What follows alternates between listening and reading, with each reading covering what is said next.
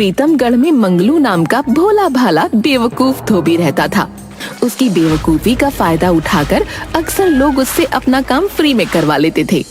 मंगलू की शादी शीला से हुई थी, जो बुद्धिमान थी। सुनो जी, नदी पर से आते समय सब्जी लेते आना। ठीक है भाग्यवान, समझ गया। अब मैं चलता हूँ। चल मेरे वीरू और धन्नो, नदी किनारे अपने काम पर लग जा। सीधा नदी किनारे ही जाना, इधर उधर मत चले जाना। देख रहा है ना वीरू, अपने जैसा बेवकूफ समझ रखा है हमें। क्या करोगे भाई, वो कहते हैं ना कि अल्लाह मेहरबान तो गधा के मालिक पहलवान। शुक्र करो मालिक कि हम जैसा इंटेलिजेंट गधा के आप मालिक हो, नहीं तो दूसरे गधे रहते तो बता देता तुम्हें कि खच्चर क्या होता है। सही कहे वीरू भाई, अगर कोई और गधा होता तो मालिक को पानी पिला देता। अबे अब चलोगे भी या गधे जैसे बैठे रहोगे? गधा वो नहीं तुम हो, दोनों को खूंटे से बांध रखे हो और बोल रहे हो नदी किनारे चलने को। अरे हाँ, मैंने तो इन्हें खूंटे से खोला ही नहीं। चलो वीरू, मैंने खूंटे खोल दिए। कैसे हो मंगलू भैया, अपने बच्चों को कहाँ ले जा रहे हो? देख जगिया, मैं अभी मजाक के मूड में नहीं हूँ। इन्हें मैं नदी किनारे ले जा रहा हूँ, समझे? चल अब हट, जाने दे। ओहो, तुम इन्हें ले जा रहे हो या ये तुम्हें ले जा रहे हैं? आगे आगे तो ये चल रहे हैं, तुम तो इनके पीछे पीछे जा रहे हो। अरे हाँ, बात तो तुमने सही कहा है। वीरू और धन्नो, तुम मेरे पीछे आओ। हाँ, अब ठीक है। वैसे तुमसे समझदार तुम्हारे गधे हैं। आखिर गधे भी तो हमारे ही हैं। गधे भले ही तुम्हारे हो, लेकिन बात मेरी मानते हैं। बोलो बेटा, ढेंचू ढेंचू। इतना कहकर जगिया गधों के कान खींच देता है। गधे ढेंचू ढेंचू आवाज करने लगते हैं। देखा, अब बोलो। वीरू और धन्नो, इस बदमाश की बात मत मानो, चुपचाप नदी किनारे चलो। जगिया कई बार गधों को छेड़ता है, गधे ढेंचू ढेंचू करते हैं। मंगलू 2-3 बार पीछे मुड़कर देखता है और वीरू और धन्नो को ढेंचू ढेंचू करने के लिए मना करता है। फिर वो आगे की ओर चला जाता है। इधर जगिया गधों को खोलकर अपने साथ ले जाता है।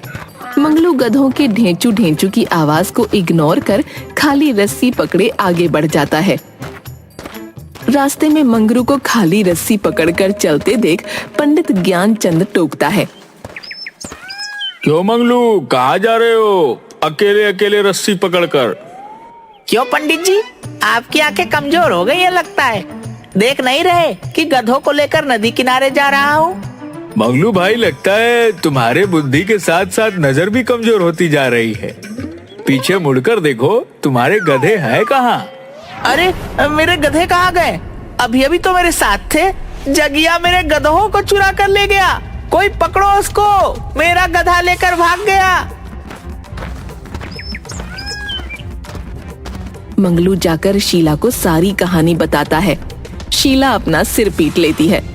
2 गधे ही अपने पास थे, वो भी तुमने चोरी करवा दिए। अब हम लोग क्या करेंगे, कैसे जिएंगे? जो भी कपड़े धोकर कमाते थे वो भी खत्म हो गया। क्या करें भाग्यवान, हमारे नसीब में शायद यही लिखा था। ऊपर वाले शायद नहीं चाहते कि हम ये काम करें।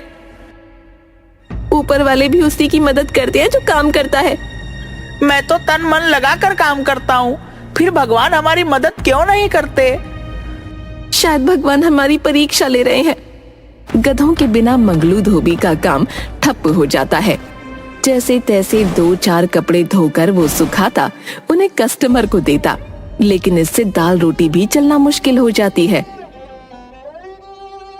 कुछ ही दिनों में घर का सारा राशन खत्म हो जाता है। एक दिन मंगलू का बेटा बंकू और जुगनू अपनी माँ से छोले कुलचे खाने की जिद करता है। बंकू भैया, देखो ना, साइकिल पर छोले कुलचे वाला आया है। सब लड़के खा रहे हैं। बहुत टेस्टी होता है क्या? सभी बोलते हैं बहुत अच्छा होता है। तुमने कभी खाए हैं छोले कुलचे? हाँ जुगनू, बहुत टेस्टी होते हैं। मैंने एक बार मुखिया जी की बेटी की शादी में छोले कुलचे खाए थे, उसका स्वाद अभी तक मुझे याद है। चल माँ से जिद करते हैं छोले कुलचे दिलाने के लिए। माँ, मेरी प्यारी अच्छी माँ, वो साइकिल पर छोले कुलचे बेचने वाला आया है, हमें भी छोले कुलचे खाने हैं, माँ दिला दो ना।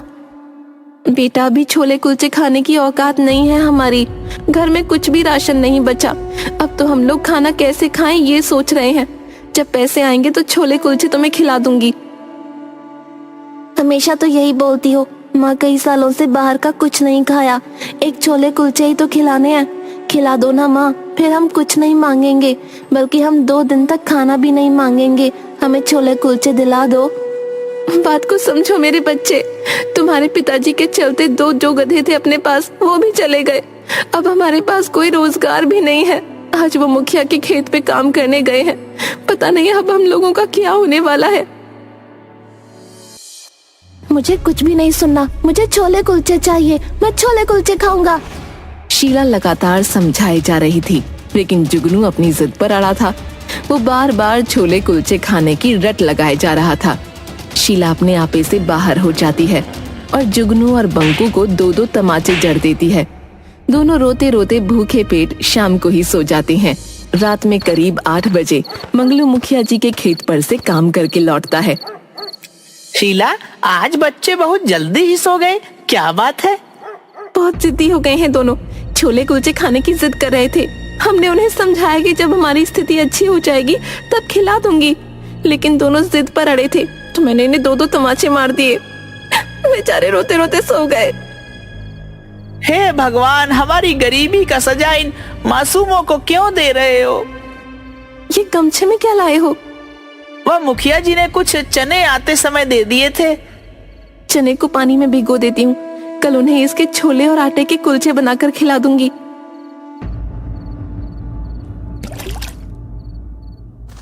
दूसरे दिन शीला सुबह सुबह ही चने के छोले और आटे के कुलचे बना देती है और बंकू और जुगनू को खाने के लिए देती है। जुगनू और बंकू छोले कुलचे खाकर बहुत खुश हो जाते हैं और पूरे मोहल्ले में जाकर बताते हैं कि उन्होंने आज छोले कुलचे खाए। दोपहर में पंडित ज्ञानचंद मंगलू के घर अपने भगवान के कपड़े धुलवाने आते हैं। मंगलू, अरे ओ मंगलू, कहाँ है भाई? अरे पंडित जी, आइए आइए, बताइए कैसे आना हुआ? अरे मंगलू भाई, तू तो जानता है कि मैं पूजा पाठ करने वाला आदमी हूँ। मंदिर के सारे कपड़े पर्दे वगैरह गंदे हो गए हैं। अरे मेरी तो कमर दर्द का ऐसा बीमारी है कि मैं इसे धो नहीं सकता, सो मैं सारे कपड़े ले आया हूँ ताकि तुम मेरे भगवान के घर के सारे कपड़े को धो दो। अरे हाँ हाँ पंडित जी, क्यों नहीं, लाइए, मैं कपड़े धो दूंगा। आइए बैठिए ना। नहीं, अब मैं चलता हूँ। वैसे बहुत अच्छी महक आ रही है घर से। वो चने के कुलचे बनाए हैं जुगनू की माँ ने, आइए ना, थोड़ा सा चख लीजिए। आपको थोड़ी सी भी अकल नहीं है? ये पंडित जी हैं, हमारी छोटी जाति के यहाँ कैसे खा सकते हैं? माफ कीजिएगा महाराज जी, आप तो जानते ही हैं ये मूर्ख हैं। अरे ऐसा नहीं है, मंगलू तो बहुत भोला भाला और सीधा है। और हाँ, मैं यह छुआछूत नहीं मानता। अगर ऐसा नहीं है तो महाराज, हम गरीब का भी अन्न खा लें। ब्राह्मण को घर से भूखा नहीं भेजना चाहिए, दरिद्रता बढ़ती है। वैसे भी हम पहले से ही दरिद्र हैं। शीला पंडित ज्ञानचंद को छोले और कुलचे खाने को देती है। छोले कुलचे खाने के बाद पंडित ज्ञानचंद शीला से बोलते हैं, वाह, सचमुच तुम्हारे अंदर अन्नपूर्णा देवी का वास है। इतने स्वादिष्ट छोले भी बन सकते हैं, इसका मैंने कल्पना भी नहीं किया था। मंगलू, तुम क्यों नहीं छोले और कुलचे का बिजनेस शुरू करते हो? पर महाराज, ये मैंने नहीं, शीला ने बनाई है। तो क्या हुआ, पति पत्नी दोनों मिलकर बिजनेस करो। मैं दावे के साथ कहता हूँ, यह बिजनेस खूब चलेगा और तुम्हारी सारी दरिद्रता दूर हो जाएगी। ठीक है पंडित जी, जैसी आपकी आज्ञा, मैं कल से ही यह बिजनेस शुरू कर दूंगा। पंडित ज्ञानचंद मंगलू को एक पुरानी साइकिल दे देते हैं। मंगलू बनिए की दुकान पर जाकर मैदा और छोले बनाने का सामान उधार ले आता है। शीला छोले कुलचे बनाकर 2 बाल्टी में दे देती है, जिसे मंगलू साइकिल पर लादकर गांव में बेचने निकल पड़ता है। दोपहर होने के पहले ही उसके सारे छोले कुलचे बिक जाते हैं। वो वापस आकर बनिए का उधार लौटा देता है और कल के लिए दुगना सामान ले लेता है। दूसरे दिन भी मंगलू के सारे छोले कुलचे तुरंत बिक जाते हैं। जल्दी ही मंगलू के छोले कुलचे दूसरे गांव में भी फेमस हो जाते हैं। उधर प्रीतमगढ़ के राजमहल में रानी तारा, माफ करना, आने में थोड़ा विलंब हो गया। मैं जानता हूं कि तुम रूठी हुई हो, लेकिन मैं क्या करूं? जूनागढ़ के राजा हमारे यहाँ अगले सप्ताह पधार रहे हैं। सुना है कि वह खाने के बहुत शौकीन हैं। अगर उनके मन लायक खाना ना मिला तो वह नाराज भी हो सकते हैं। आपकी माफी तभी संभव है जब आप मुझे सोनपुर मेला दिखाने ले जाएं।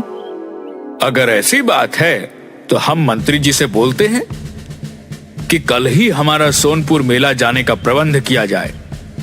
अरे मंगलू, तू तो बहुत अच्छा ठेला बना लिया है। और बताओ कैसा चल रहा है? सब आपकी कृपा है पंडित जी, हमारा जीवन बहुत ही मस्त चल रहा है। सुना है कल सोनपुर मेला में हमारे महाराज आने वाले हैं। तुम क्यों ना अपनी ठेला सोनपुर के मेला में लगाते हो? और हाँ, मेला में बहुत से लोग आते हैं, इसीलिए छोले और कुलचे ज्यादा मात्रा में रख लेना। दूसरे दिन मंगलू छोले और कुलचे अपने ठेले पर रखकर सोनपुर मेले में पहुंचता है। मेले में जगिया लोगों की जेब काट रहा होता है। तभी उसकी नजर मंगलू पर पड़ती है। अरे मंगलू भैया, क्या बात है, इतना सुंदर ठेला, पहनावे ओढ़ावे से तो अमीर लग रहे हो। कहीं लॉटरी वगैरह तो नहीं निकली तुम्हारी? ताश पत्ती तो तुम खेलते नहीं। तुम भी काफी बदले हुए नजर आ रहे हो। मंगलू से मंगलू भैया बोल रहे हो। पहले ये बताओ कि मेरे गधे वीरू और धन्नो कहाँ हैं? अरे मंगलू सेठ, इतने बड़े आदमी होकर पिछली बातों को लेकर बैठे हो। अगर गधों को मैं नहीं ले जाता तो तुम अभी गधे ही चरा रहे होते। भैया, बहुत भीड़ है, मुझे रख लो ना। तुम्हें एक आदमी की भी जरूरत है। ठीक है, लेकिन चालाकी नहीं। मंगलू भैया, आप सुधरने का मौका तो दो। ए चलो पीछे हटो, कोई धक्का मुक्की नहीं करेगा। सभी को छोले कुलचे मिलेंगे, सभी लाइन में लगो। वाह, पैसा वसूल। मेले का अमृत यही है, लाजवाब। मेले में अगर यह नहीं खाया तो मेला घूमना अधूरा है। मेले में लगी भीड़ में जगिया एक बार फिर मंगलू के गले पर हाथ साफ कर गया। क्या रे मंगलू, किसी पे भी भरोसा कर, लेकिन जगिया पे कभी नहीं। अब मेले के मजे लेता हूँ। अरे ये जगिया कहाँ गया? अरे ये क्या?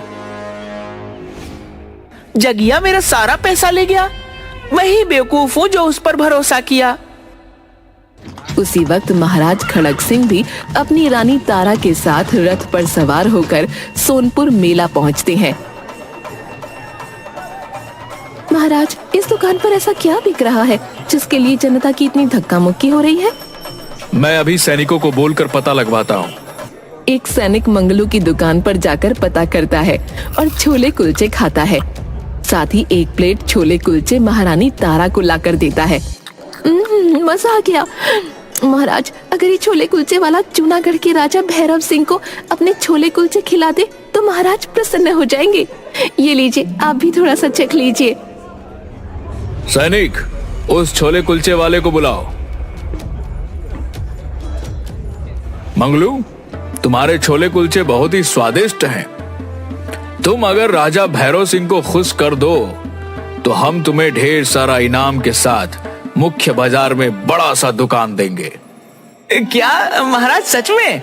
कहीं आप भी जगिया की तरह मेरा बेवकूफ तो नहीं बना रहे? अरे बेवकूफ, राजा हैं हम। शुक्र मनाओ, हम स्वयं आकर तुम्हें सेवा का मौका दे रहे हैं। माफी महाराज, माफी। मैं आपकी सेवा में रहूंगा। धन्यवाद। अगले सप्ताह जूनागढ़ के महाराज भैरव सिंह प्रीतमगढ़ आते हैं। ये चखिए महाराज, हमारे शाही छोले कुलचे।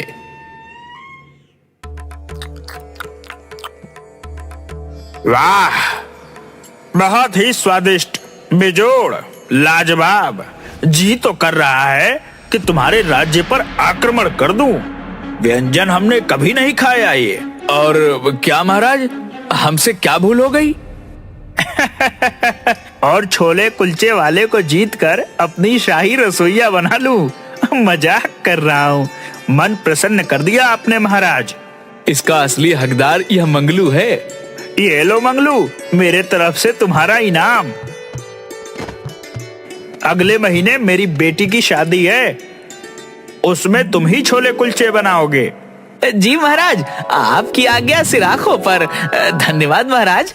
अरे वाह, मेरी तो किस्मत चमक गई। वाह शीला, तुम तो शाही रसोइये की पत्नी बन गई। वाह किस्मत, धोबी से रसोइया बना दिया उस जगिया ने।